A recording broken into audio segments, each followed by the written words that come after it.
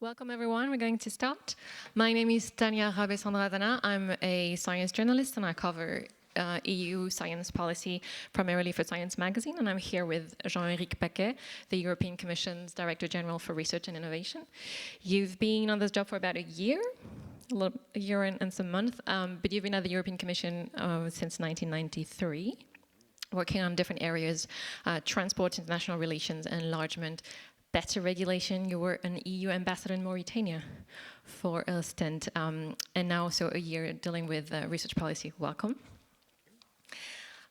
So I'd like to start by asking you guys how many of you were here this morning for the press conference on Horizon 2020? Okay.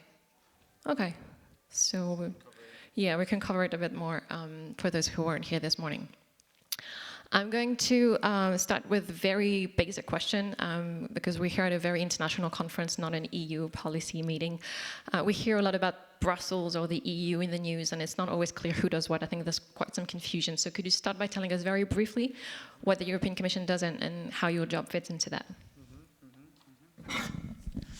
Tania, hi. Thank you very much. Good afternoon, everyone. Well, the European Commission is, as far as research and innovation is concerned, has really two facets. On the one hand, we have the Joint Research Center, which is, if you want, a major lab of EU scale. We have 2,500 scientists working in the European Commission in that science lab.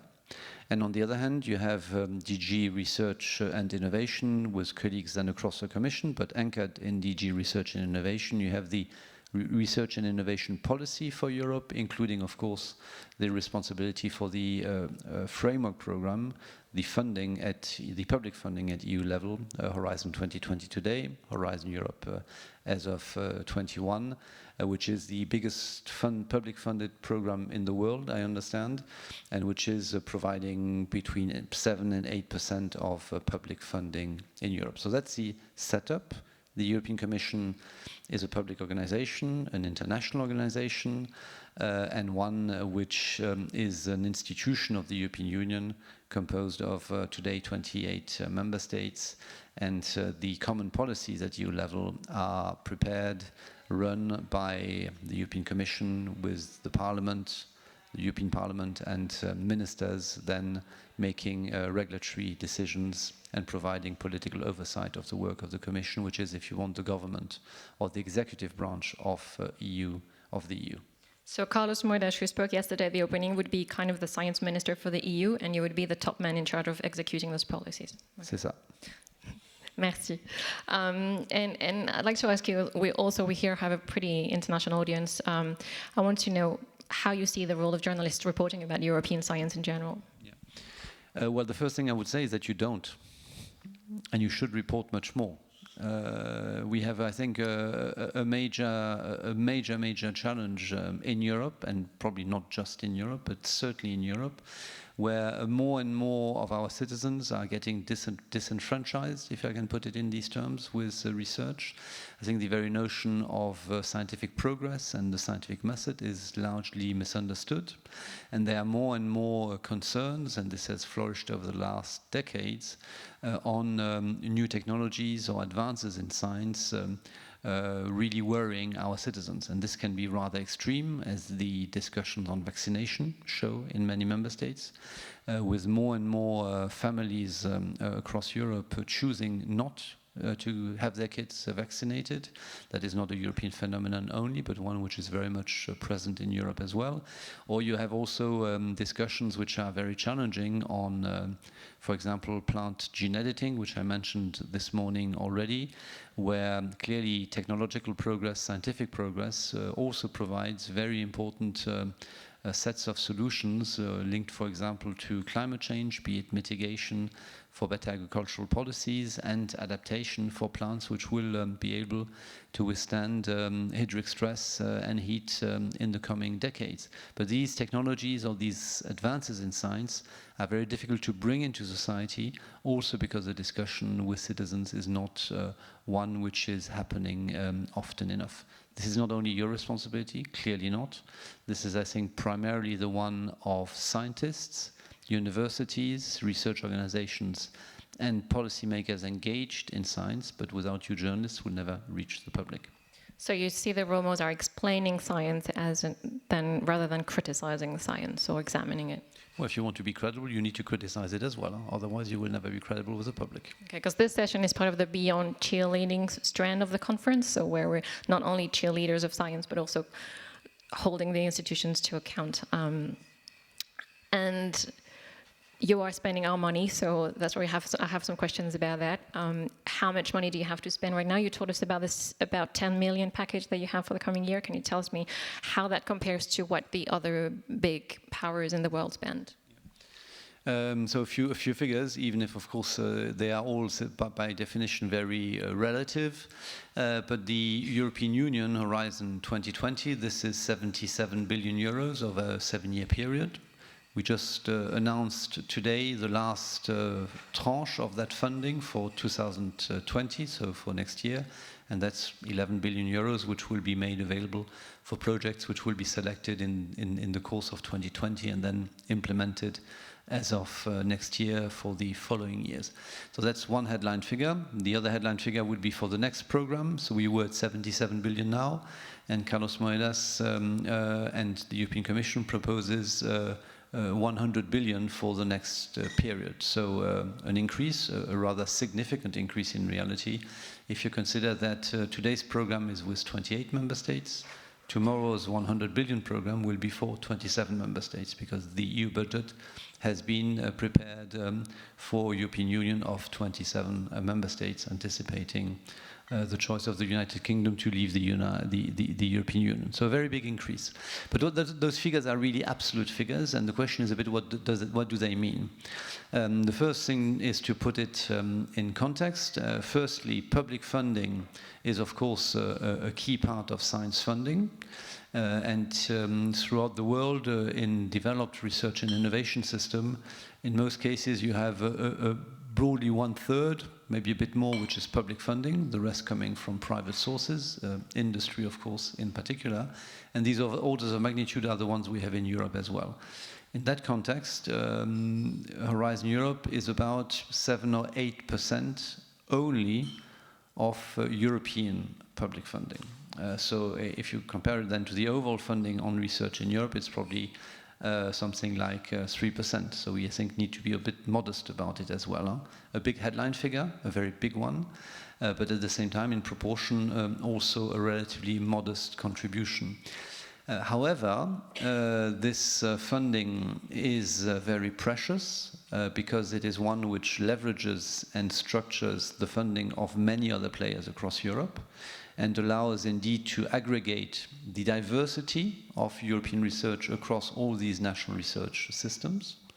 And it also allows, in some specific cases where member states so decide, to really also reach critical mass out of that European budget, but then with resources made available across national programs and also across industry. Now, can I interrupt you? What do you mean by leverage and structure? You mean that then the member states will go and do something similar to what you're doing? Exactly. No, for example, we have a number of partnerships which are set up under the program. We have a partnership on clean aviation, for example, or a partnership on hydrogen. And these are partnerships where funding is provided by the European budget, by the program.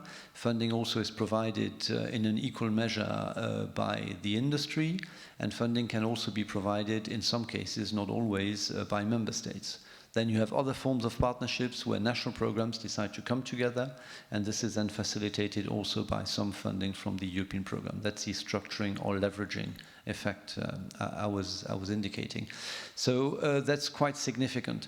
I think what also should be said is that this program should not be seen in isolation at EU level, because it connects quite closely also with other components of the European budget, because you have, of course, research and research results, and these results then need to be brought into society, into exploitation and valorization. And here there are many other programs at EU level, regional funding, regional policies. We also have programs in the digital sphere, which all are also available to then deploy the results of research. So the combined EU funding is, of course, more than these 77 billion or 100 billion euros. Now, and I finish with that, you were asking me for an international comparison. And here I don't have the figures in absolute terms for the US, for example, or for China. But if I look at GDP and investment into research and innovation, Europe is today at about 2.1%, which is significant, but certainly falls short of the objective of spending at least 3% of our GDP on an annual basis into research and innovation, so we still have quite some way to go. Of course, with big differences across Europe, with member states being far beyond the 3%, for example, Sweden, or I think Denmark, but also Germany being nearly at 3%. The diversity is even greater if you go down at regional level, where you have some regions in Europe which are far above the 5%, Baden-Württemberg, for example, which has a big industry investing a lot in research. But then you also have many places in Europe where the investment is below 1%. So the diversity is quite significant. So the 2.1% are, of course, not completely satisfying, but nevertheless represent a rather significant investment. This being said, the US is going towards the 3%. Japan is above it. Korea, I think, is around 5%. And China is also increasing its investment massively. So there is here clearly a challenge for Europe to have instruments which are efficient, effective, structuring, leveraging. But we also need, I think, collectively in the national systems and maybe at EU level, we need to try to do better and a bit more. So you were talking about quantity and quality. I mean, on that global scene, is there the big guns from that you can get from US funding at the federal level, and that's more structuring and leveraging than what the EU can do. So more leveraging? No. I mean, in terms of you were talking about structuring and having a kind of uniform policy. I mean, federal policy is not something. The EU does not have a completely centralized policy. It's just a small percentage, as you told us. So what does that mean for European science against those giants from the US or China? Well, I mean, firstly, I think European science is doing very well. I'm continuing to argue, and I know you will agree or disagree with me, and depending on the metrics we use and the angle we take, this can be seen differently, but I would argue that the best science is in Europe. And this is for a number of reasons, but the main ones are the deep scientific fabric of our universities and research organizations in many member states, absolutely outstanding, and which absolutely compete with anyone in the world, combined with remarkable infrastructure. We have invested massively in Europe in research infrastructure, in open research infrastructure, and that also allows outstanding science to take place in Europe. And if you add to that the flagship, which is the European Research Council, this funding program geared at principal investigators in blue sky research. This program, I think, serves a bit as a lighthouse to show that indeed the best science is taking place in this continent.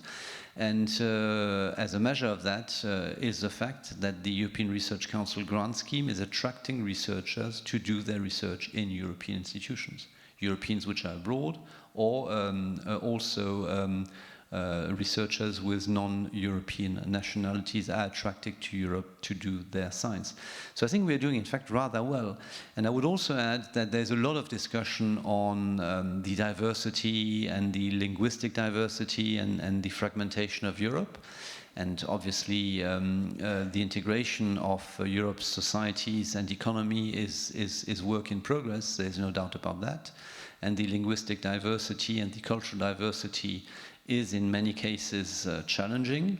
But I think that in science, this diversity is an immense asset, because it is by combining ideas and the diversity of ideas in the scientific method that breakthroughs are happening in European science and in these European collaborations, which have a deep tradition and which are very much enhanced also by the framework program. So despite the funding and the limits on the funding, I would still argue that we're doing rather very well in science. So if you think Europe does the best science, do you think that's then the wrong perception, or are we looking at the wrong measures when we think that the US or China or other countries are leading? I mean, China is certainly not doing the best science in the world yet. I have little doubt that they will certainly in many areas do outstanding science very soon. And there are already some niche areas of science where they are pretty remarkable. And clearly the investment put in skills and in training people and also in infrastructure does mean that China is an absolute key player and a very, very important partner as well for European science. If I take the United States, obviously you have remarkable programs such as the National Science Foundation, the NIH, and you have very spectacular institutions. And you have also then the effect of the very spectacular concentration on innovation in some places, like Silicon Valley. But if you look at the metrics of publications, I don't think that they are particularly better than the European ones. Well, we're not going to solve the metrics question right now. Don't. So you have about 10, 11 billion per year now. You said you're hoping to get about 100 billion for the next 7-year period. So can you tell us briefly some of the things you talked about this morning? What will you do with the extra money? What would be different? What will you do with the extra money? Yeah. So, I mean, essentially, the program is about supporting science. And here, clearly, the main instruments for that are the European Research Council. I'm not going to come back to it. The Marie Skłodowska-Curie scheme, which allows postdoc students to be mobile across research systems in Europe, so to gather experience in other research systems across the continent. And thirdly, we also will put significant resources to continue to ensure open access to our research infrastructure. So that's the science pillar of the program, which is better funded because there's more funding altogether than before. But essentially, this is largely a rollover from the existing program in terms of the mechanisms. What is very different in Horizon Europe is, on the one hand, the creation of a European Innovation Council, which is the ambition of Carlos Moedas. I'm sure he mentioned it yesterday. The European Innovation Council, if you want, is quite inspired by the European Research Council. It aims at creating a program around an agency, this Innovators Council, which will support the scaling up of disruptive innovation in Europe. That's the main purpose of giving money to startups. Giving money to startup companies, essentially. Yes. But not just to startup companies, because we give a lot of money to startup companies in Europe. In fact, we create more startups in Europe than in the United States on a yearly basis, because we have startup ecosystems across all member states, across all universities, in industry, at national level. The issue is not the startup community. We have scientists, we have ideas, and we have funding for that. The real challenge is to scale up. And the scaling up, indeed, happens in Europe already, but on a much slower basis, sometimes not as high as it would happen elsewhere. And it is a fact that many innovators are choosing to scale up on the American capital markets on the one hand, or in many cases are being bought up by American companies or sometimes Chinese or Asian companies. So here, what member states, so Germany, France, Finland, and many others are asking the Commission to do with the European Innovation Council is to provide significant funding targeted on startups up to mid-caps, so not just small companies. It can also be medium-sized companies, which are wanting to bring disruptive products into the market, but at the intersection between digital, AI, and engineering. So not the digital innovation, not the traditional digital innovation. This one clearly we have not really delivered on it. But the analysis, which I hope you share, is that the next innovation wave will be at the articulation between digital and the physical world. And there, the engineering tradition in Europe, including in life sciences, is very, very strong. And there are many innovators which have disruptive ideas which are emerging in this startup community. So the European Innovation Council would provide two things. It would provide grant funding, because in many cases these disruptive innovations in the engineering field still require quite a bit of research, costly research, very risky research, before they reach the market. So that's where the grant funding is fully justified. But at the same time, also provide equity so that the company is equipped with that equity as a starting point for the next rounds of financing once the product matures, reaches the market, and they need to start to grow. And hopefully with that European equity held by an equity fund, around the European Innovation Council, much of that of these second, third rounds of financing will then take place in Europe. So the EIC is, I mean, this is the main instrument. There are many other instruments in the EIC which I don't want to cover now, but the proposition of the EIC is really two things. Firstly, to equip ourselves to take risks by targeting this disruptive innovation.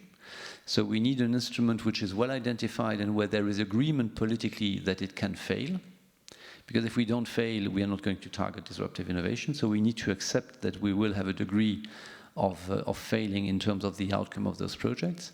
But secondly, it should also, as the European Research Council does, act a bit as a lighthouse and tell our innovators, stay in Europe to innovate. There is no reason in reality to go to the US. This is largely psychological. The funding exists in Europe, and the internal market in Europe is also very powerful. And tomorrow's innovation revolution around engineering, around ethical rules, around privacy, all this means that Europe is a very good home base to grow your innovation. And the EIC should really reassure and tell our innovators, do it in Europe.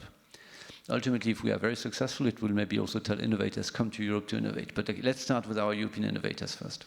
Yeah. I want to move on to how world politics affects European science, how it fits into this on the global scene. One of the big things on the agenda right now is Brexit. Is Brexit, if and when it happens, bad news for science in Europe?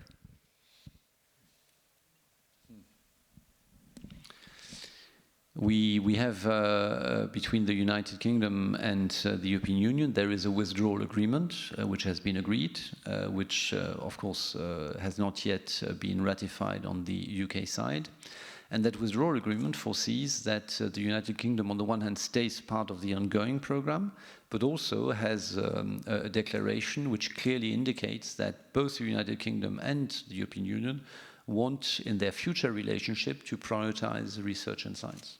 So the perspective that we will continue to operate very closely in research and science is given by these negotiations. And in fact, the proposal for the next program, as is the case already today, has provisions allowing third countries to choose to be associated to the program, which means essentially being part of the program as a union member state would be. It's the case today for Switzerland, it's the case today for Norway, it's the case today for Israel, for example. And so the legal framework, but also the political direction indicates a mutual willingness to work very, very closely together. So that's where we stand today. Then, of course, the way the departure of the UK will materialize, and the way and the moment and our mutual capacity to construct our future relationship, which is a much broader discussion than science, obviously, then will also affect how deeply and how quickly we will be able to build this new relationship. But it's absolutely obvious that for both sides, this very close connection between the system is to be maintained and nurtured. So the deal as it is would affect UK and European science if it were to go through, but it would maintain a close link, is what you're saying. No, it wouldn't. I mean, if the withdrawal agreement is ratified by the UK, they stay as now until the end of the program. And there is a very clear direction for the United Kingdom to then become, of course, not a member state. It would not be a member state anymore, but deeply associated to the program. But that still all needs to materialize. Because there's always, I mean, just today, the European Parliament, the new European Parliament is coming in. We had elections just a month ago. We have Eurosceptic, pro-Brexit parties who have gained strength. On the other hand, we also had a green wave, so a stronger group now for green parties. How does this new dynamics affect European science? Okay, so that's much beyond, of course, the situation in the United Kingdom. Yes, I mean, the election in the European Parliament at the end of May have produced a rather different political landscape for Europe, where on the one hand, populist forces were really limited in terms of their growth, and their relative space in the next European Parliament has not increased. And they're also quite divided amongst themselves. So yes, they will certainly have a role to play in the next European Parliament, but in no way will they be playing an overriding role. At the same time, indeed, the Green group in the Parliament is growing quite significantly, as is the Liberal group as well. And that will require the next European Parliament to indeed develop a much broader set of policies, and in particular to find a much broader coalition agreement to be able to generate majorities to act in the European Parliament. And this, I think, is certainly an interesting and important development, and really means that the European Union in the next phase is politically, I think, quite well equipped to deal with three main transitions, which are those which Europe is confronted with, the world as well. The climate ecological transition, obviously. I think the urgency of climate change, scientists know all about it, and scientific journalists certainly as well.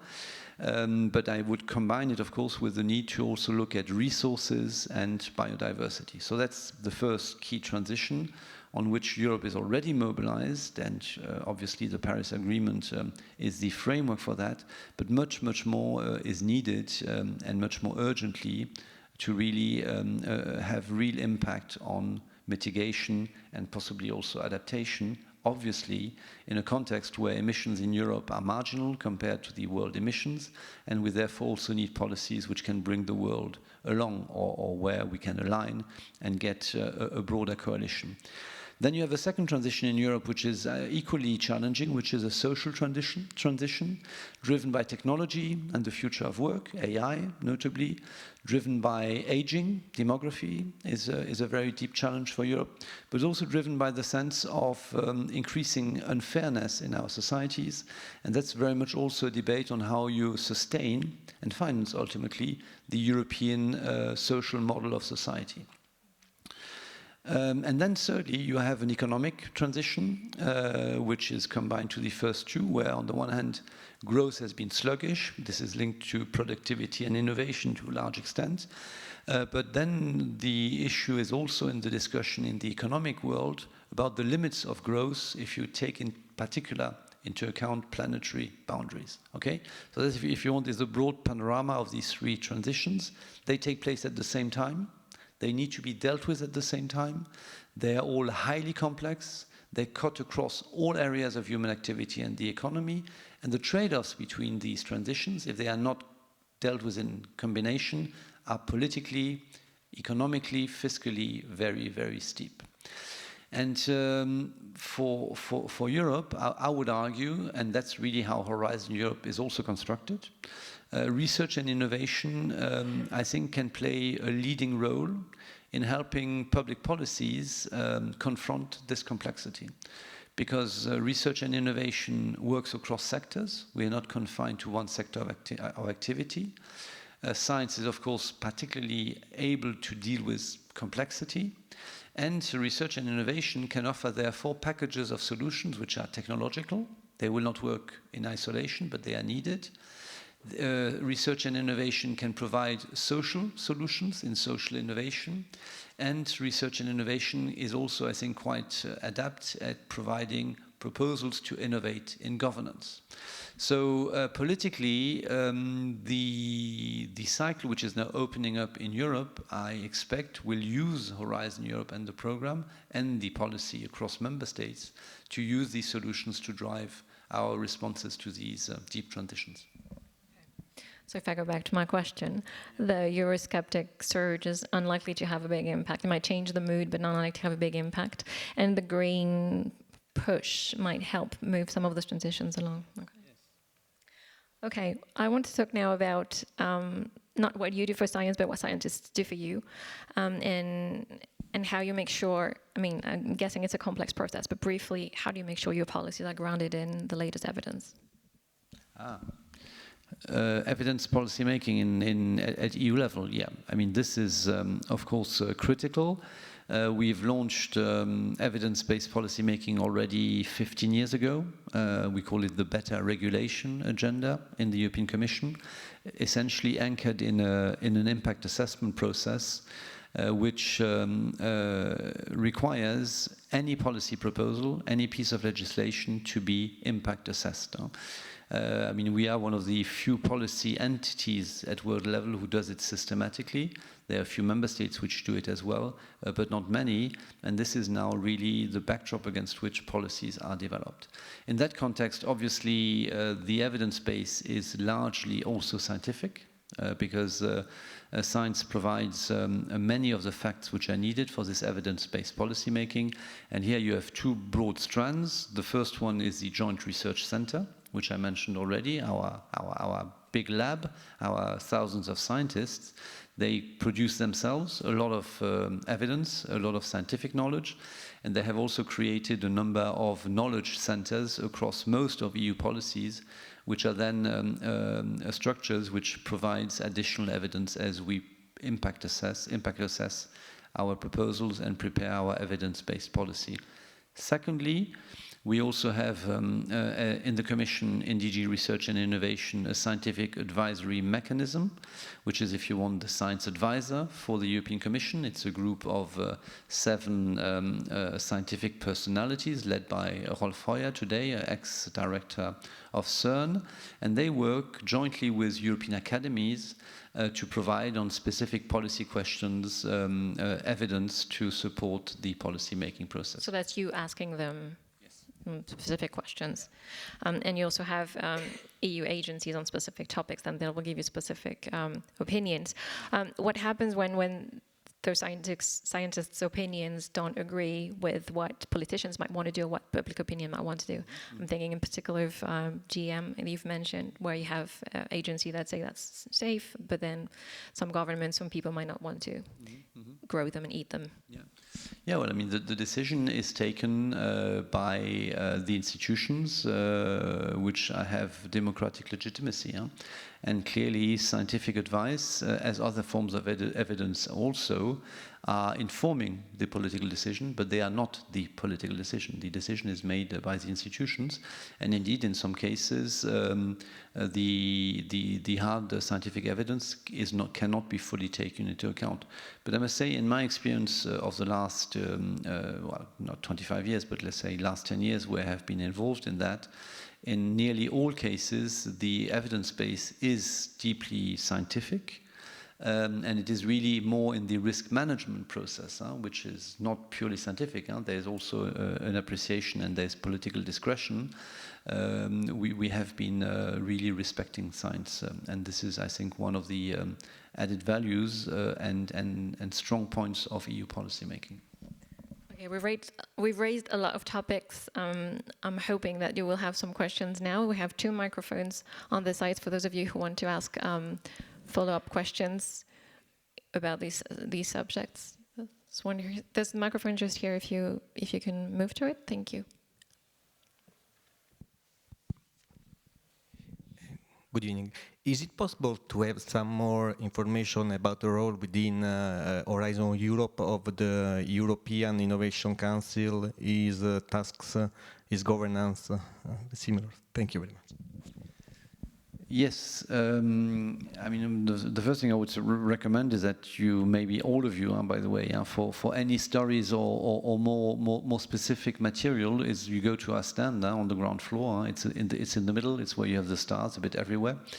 On the European Innovation Council, I described it. I don't think I should go much beyond that. But what I want to say is, firstly, that the European Innovation Council will be fully rolled out in the next cycle under Horizon Europe, as I said. But in reality, the Commission already has set up a pilot of the European Innovation Council. So it is, if you want, virtually already up and running now. You have a small structure of about 150 people in DG Research and Innovation, which prefigures the future entity. We have announced now a week ago the composition of the Innovators Council. So these financiers, scientists, academic experts, which will guide the work of the Commission in implementing the programs under the European Innovation Council. So this is also in place. And we have launched at the beginning of May a first call for proposals precisely for that double funding of grant funding and equity financing. The equity fund is being put in place around the summer. So it is already up and running. And first projects will be selected after the summer and will then allow us to pilot the scheme and adjust it where relevant ahead of its full deployment after 21.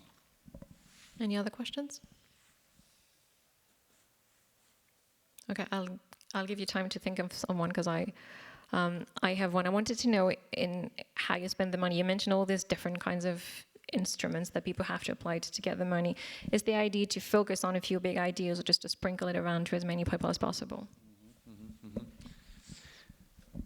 Well, it's going to be a combination of different forms of implementation, because Horizon Europe has a relatively broad toolbox or modalities to implement priorities. I mean, the first thing to say is that the bulk of the program, besides the science funding, which I covered, and the European Innovation Council, the bulk of the funding is around 6 main clusters of societal challenges: health, health, inclusive and creative societies, secure societies, industry, digital and space, climate, energy and mobility, and last... That's already 6, I think. No, that's 5. And last, environment, agriculture, natural resources, and food. So these are the 6 clusters in which the bulk of the funding will be delivered. And the idea here is to really work across the clusters and across the sectors covered by each of the clusters. So we have been preparing the priorities for Horizon Europe over the last year, as the program was agreed by the institutions. And we have now made available yesterday a first draft of our strategic priorities, where we try to indeed focus to ensure impact in these main areas.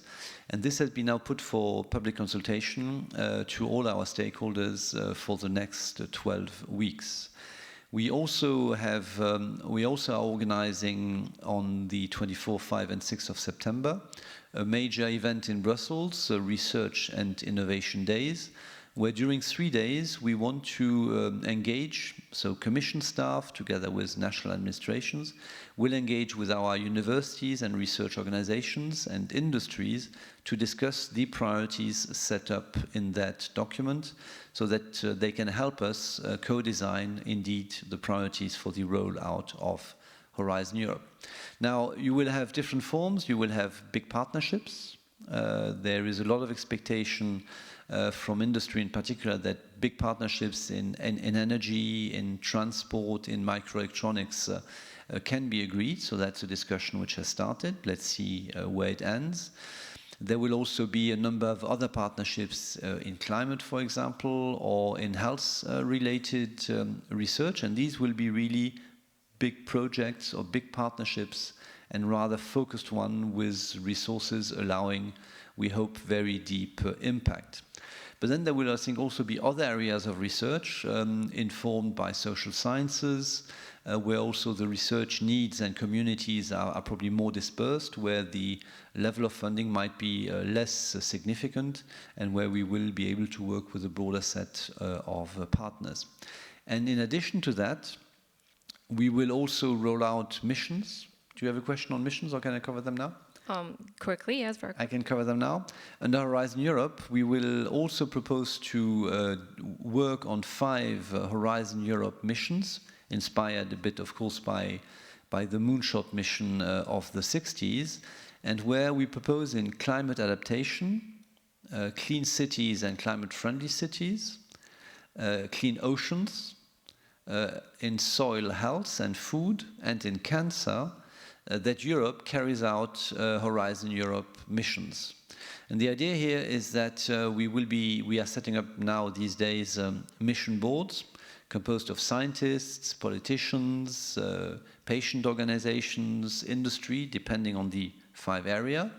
We are putting in place 5 mission boards, and they will advise us by the end of the year what Europe should aim at achieving in these 5 areas. So, for example, for cancer, I expect that the mission board will tell us Europe should announce that by 2030 it will eradicate a form of cancer, reduce cancer by X%. I don't know, the mission board needs to tell us, but what we want is that we have, for each of these missions, a very ambitious objective, a very concrete objective, which also captures the interest or the imagination of the public. So there is really here a communication dimension, reconcile our citizens with science and capture the imagination. But at the same time, these objectives should also be ambitious and very impactful, because they will then allow real delivery in society. For example, on cities, I could well imagine that the mission will be, let's have by 2030 100 big cities in Europe which are climate neutral. This would be very, very big. Let's see if that is what the mission board recommends. And then once we have agreed on what each of these missions is about, we will then, of course, deploy a research agenda funded by Horizon Europe in part. My own expectation is that the mission objective is going to be so exciting and politically so relevant that many others in Europe will want to be part of the research itself, also member states and industry. But then the objective is not so much the research, the objective is then to deliver the outcome in society. And that will allow, again, in turn, to connect Horizon Europe, that research program, with public policies at EU level, national level, city level. Because if you think of it, if I take cancer again, a scientific publication has never cured any patient. You need a drug, you need an equipment, you need a doctor, you need a hospital, you need a health system. So the cancer mission will, of course, be supported by research, but it is about delivering improvements in cancer through our health system, and the same goes for the other missions as well. So there's part of it that's a marketing exercise in terms of aiming high, but it's something realistic that's supposed to be achievable within a few years. Yeah. Are there any other questions? Yes.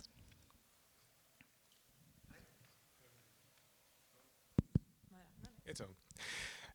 You're planning to open Horizon Europe for non-EU states, is that correct? Is that going to be worldwide? And what countries are you actually hoping for that will join? Yeah. Well, Horizon 2020 today is already open to the world, and that will remain so broadly also for Horizon Europe. But you have indeed for third countries two different modalities. The first one, the default modality, is that any research organization can associate itself to a European project. But if it is a normal third country, so to speak, then there is no funding provided under the program. And that really means that this is a real obstacle and does not happen very often. But it does happen, but not very often.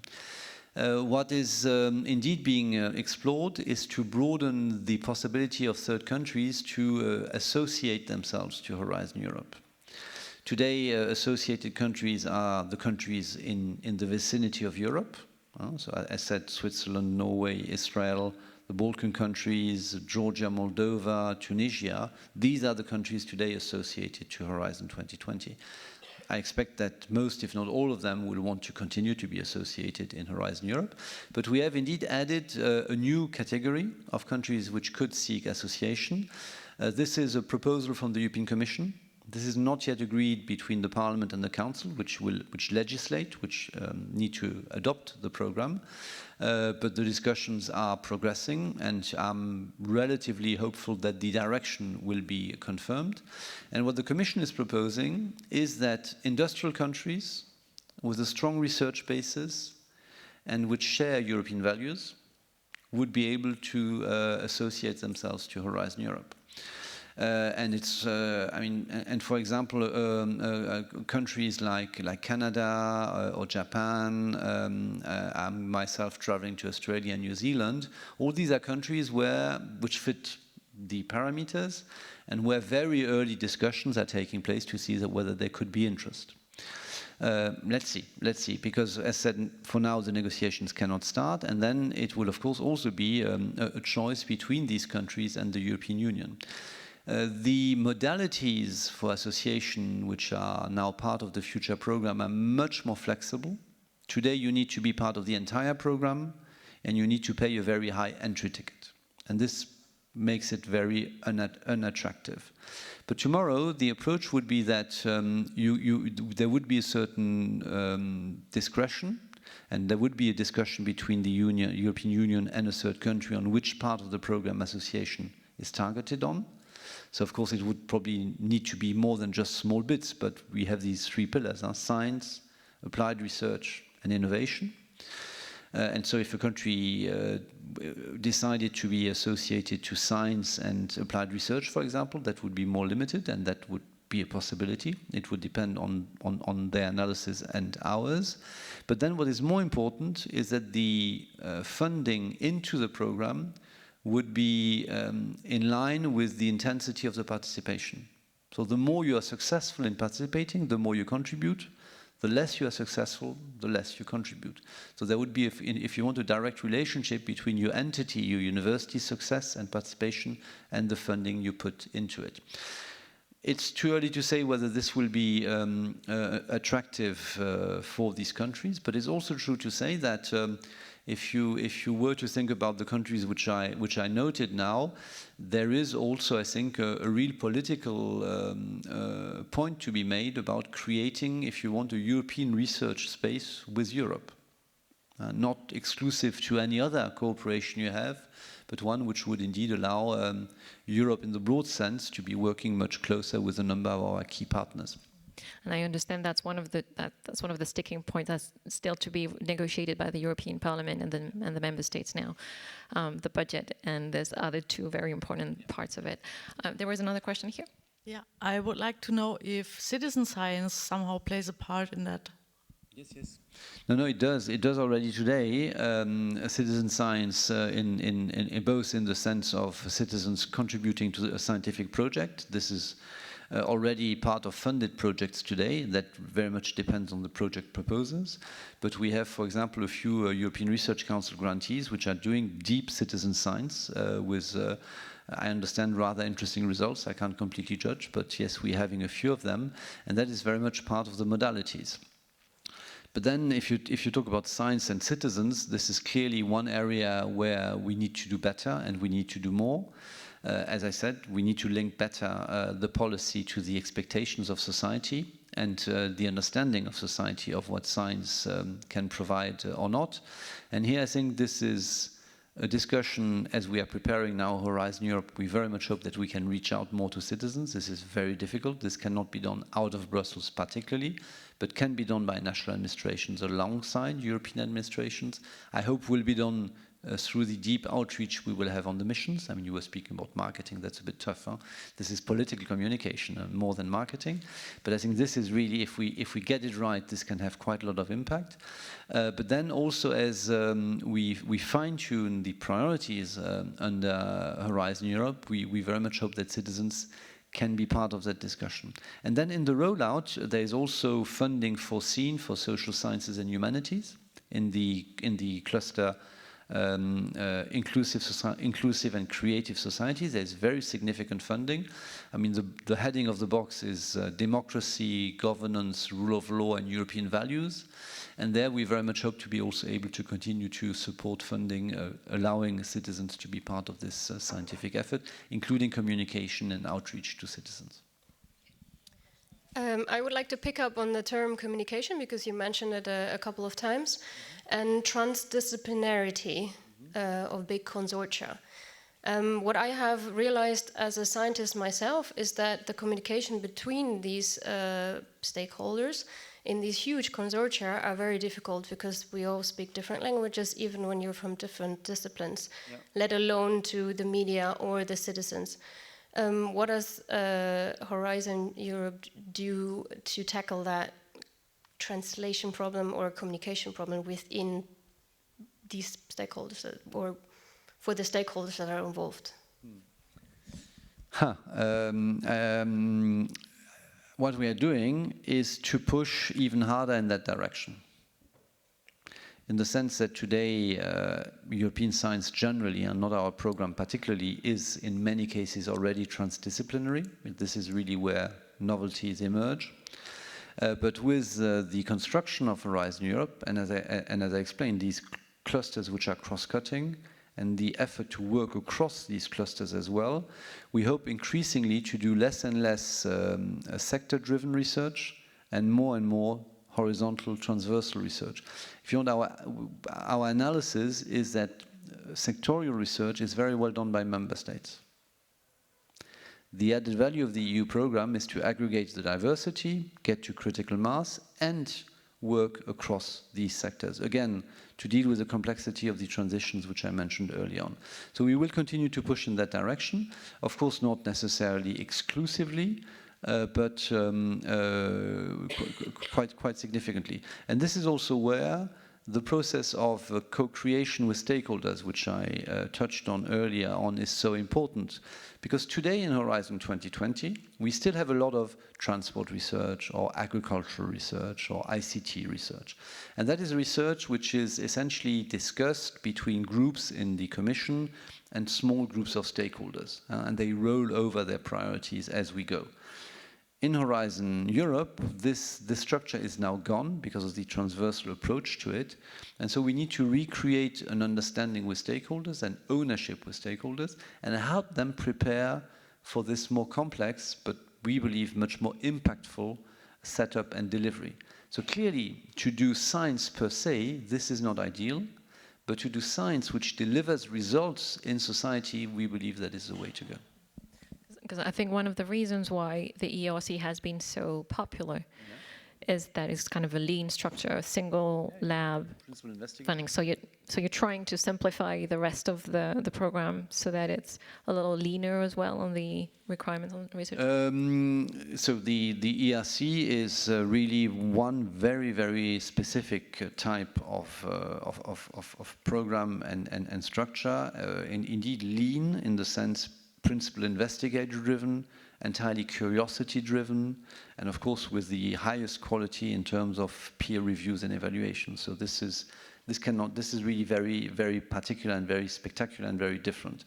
Now for the rest of the program, we're not speaking about investigator-driven research. We are speaking about combining resources across Europe and therefore working in broader projects, consortia, working in partnerships. So that complexity is inherent in the design of the program, and I think adds a lot of value if indeed we get it right.